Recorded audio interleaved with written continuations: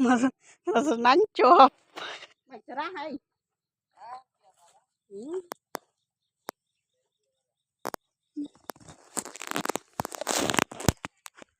bong chọc rò mùi ấy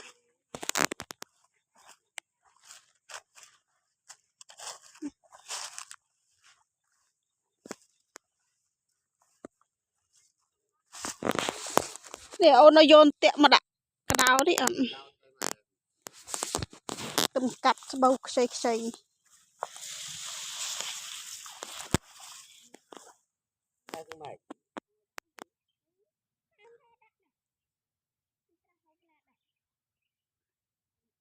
chọc rò hay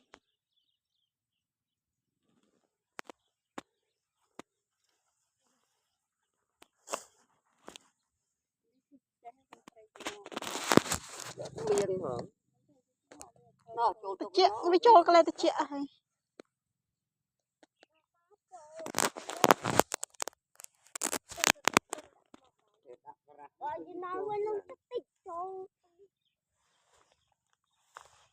chạm cái trao kìa ổn định nè